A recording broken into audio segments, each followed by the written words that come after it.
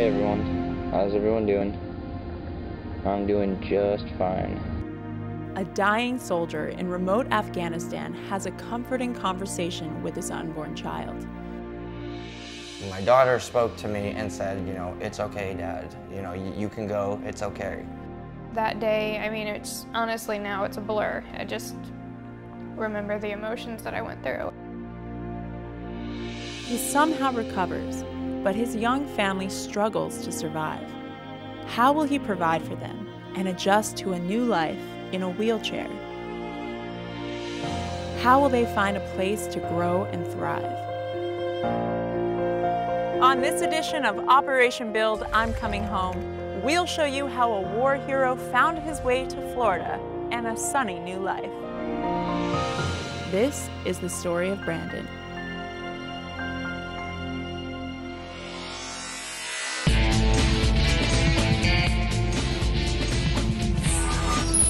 I'm Alexi. I love working as a model and TV host, but when I'm not here on set, I live a completely different life.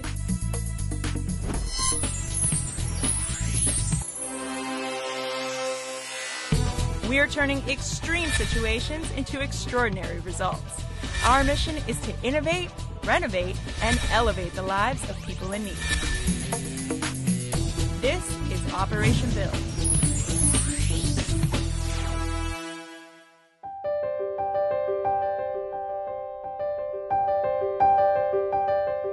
It was a particularly difficult departure for 20-year-old Marine Lance Corporal Long because his young wife Nicole was expecting their first child.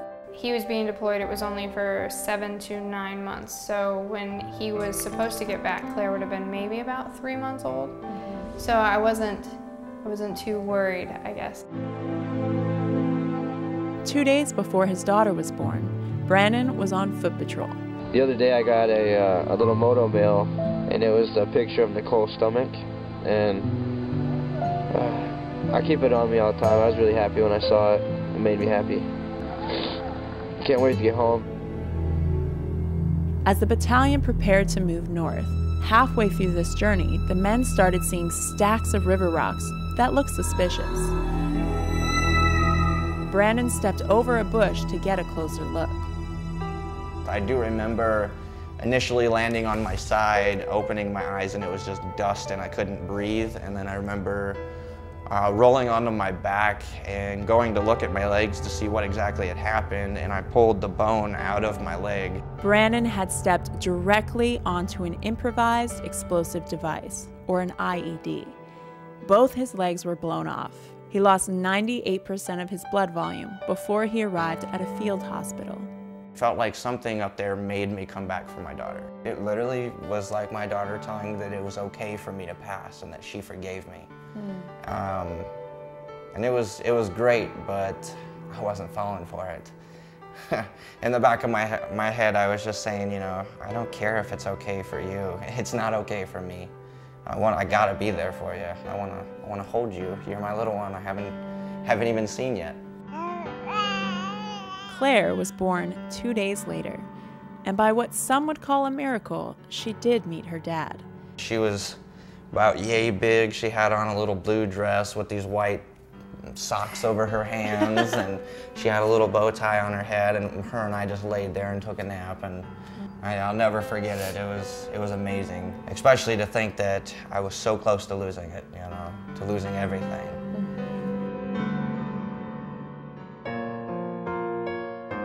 I didn't know that life continued after this. I literally thought that you lose your legs and that's it, you're done, and so all I'm thinking is, I'm 20 years old and my life's over already.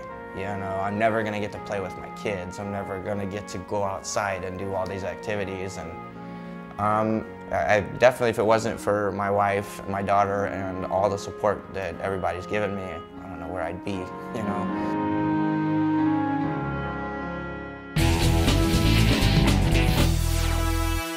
After leaving the violence and chaos of war zones around the world, American vets are left to consider what's next for their civilian life, and that can be a daunting task. I'm John Holobeck in Orlando.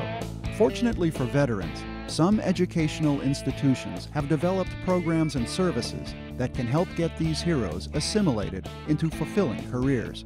Universal Technical Institute, with 11 campuses around the U.S., is a great choice for men and women who are transitioning from the service and looking for skills to start the path to a new career.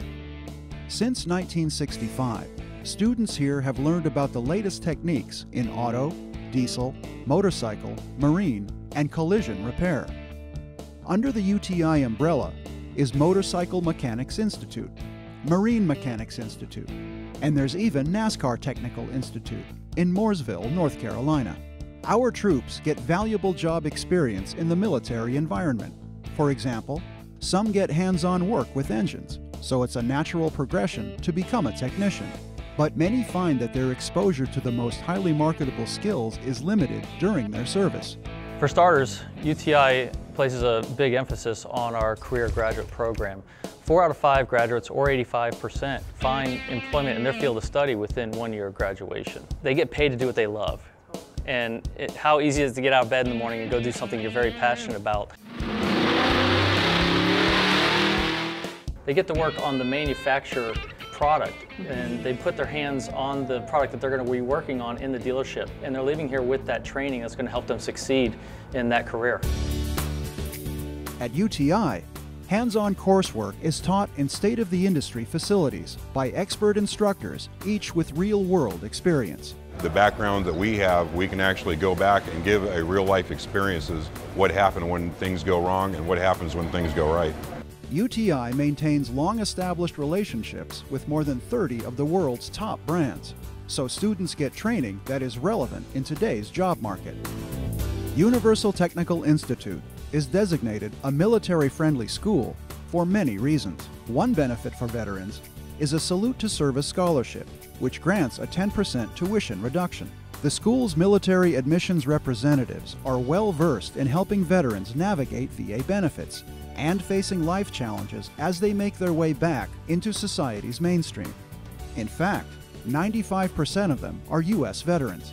All of our instructors have experience out in the field, whether it's automotive diagnostic, automotive technician, a NASCAR technician, automotive refinishing, motorcycle. They all have experience there, and we've turned them into instructors with our methodology program. We have a wealth of knowledge, and then with the dealership and the manufacturer support, the knowledge continues to change. So we have to change our education as cars change. After course completion, veterans get the support they need to succeed from student work programs and employment assistance.